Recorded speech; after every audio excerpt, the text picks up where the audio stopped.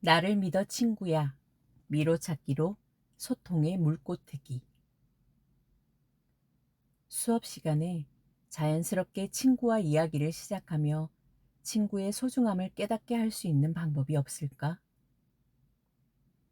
개학 전 늘 담임 첫 시간, 수업 첫 시간에 대한 고민으로 밤잠을 설치다 2015년에 문득 고안한 수업 방법이 미로 찾기였다.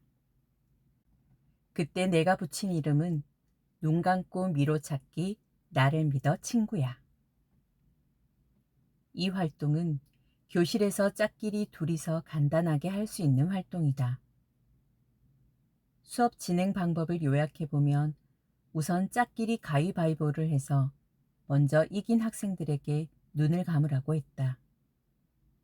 이후 내가 교실을 돌아다니며 가위바위보에서 진 학생들에게 쉬운 미로가 그려진 종이를 한 장씩 배부했다. 그리고 눈으로만 미로를 찾아 나가는 방법을 확인해 보라고 한 후 2분간 타이머로 시간을 재고 말로만 옆에 눈을 감은 친구에게 미로를 탈출하는 경로를 설명해야 한다고 했다. 눈을 감은 학생은 친구가 쥐어주는 펜을 잡고 오직 귀로 듣는 설명만으로 길을 찾아야 한다. 그러다 보니 눈을 감고 해야 하는 미로라고 강조했음에도 불구하고 불안해서 자꾸 실눈을 떠서 길을 확인하려 든다.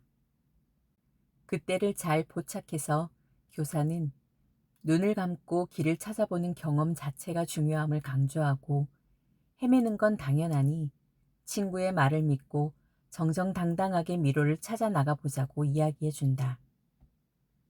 때에 따라서는 실눈뜨기 방지용으로 안대를 미리 준비해서 착용하게 하는 것도 하나의 방법이 될 수 있다. 그리고 반에 따라 인원이 홀수이면 짝이 없기도 해서 교사가 짝이 되어주며 활동에 동참하지 못하는 학생이 없도록 해야 한다. 또 활동이 끝나면 설명한 친구와 눈을 감고 미로를 찾아 나간 친구의 역할을 바꿔 같은 활동을 꼭 다시 해봐야 한다. 그래야 상대방 처지를 이해하게 된다. 대신 미로는 꼭 다른 걸로. 미로 찾기 활동 시작과 동시에 교실은 초집중 상태로 돌입. 여기저기에서 아, 야! 탄성이 흘러나온다. 결국 답답함을 못 견디고 엉덩이를 들고 일어나는 학생들도 속출. 활동을 실제로 해보면 친구와 호흡이 잘 맞는 짝과 그렇지 않은 짝이 길을 찾아 나가는 방법이 얼마나 다른지를 눈으로 쉽게 확인할 수 있다.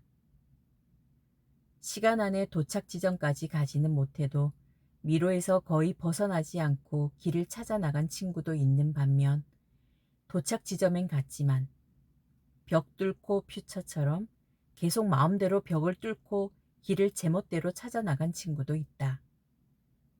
그리고 시작 전에는 이런 건 식은 죽 먹기라고 큰 소리를 탕탕 치던 학생들도 막상 활동이 시작되면 친구와 소통이 잘 안 돼 짜증을 부리는 경우도 허다하다. 이 활동을 진행하며 내가 전해줬던 말. 얘들아, 너희들은 직접 설명하는 쪽이 편했어. 설명을 들으며 알려주는 대로 차근차근 길을 찾아 나가는 쪽이 편했어. 이 활동을 해보면 나는 리더형인지 팔로워형인지도 알 수 있어. 그리고 설명할 때 상대방 입장으로 해주는 게 얼마나 중요한지도 알 수 있었을 거야. 방향을 오른쪽 왼쪽으로만 말하면 서로의 생각이 다르다는 것도 알 수 있었을 거고 앞으로라고 했을 때 어느 정도 펜을 나가야 하나 싶어 머뭇거리기도 했을 거고 방향은 시계를 활용해서 몇 시 방향이라고 하면 서로의 혼란함을 줄일 수 있고 앞이나 뒤 혹은 대각선으로 갈 때에도 몇 센티미터 정도인지 구체적으로 알려주면 길을 찾아가는 사람이 훨씬 안심하고 갈 수 있어. 많이 막막했지? 앞으로 우리가 하게 될 수업도 이렇게 방법을 찾지 못해 답답할 수도 있어. 그럴 때 혼자가 아니라는 걸 잊지 말자. 지금처럼 옆에서 친구에게 서로 질문도 하고 기다려주기도 하면서 함께 가자. 나의 마음에 화답하듯 수업 성찰에 학생이 남긴 기록. 이쪽, 옆쪽이라는 소리가 옆에서 너무 많이 들려서 헷갈렸는데 그래도 차근차근 풀어나가는 게, 친구와 협동해서 미로를 찾아 나가는 게 너무 흥미로웠다.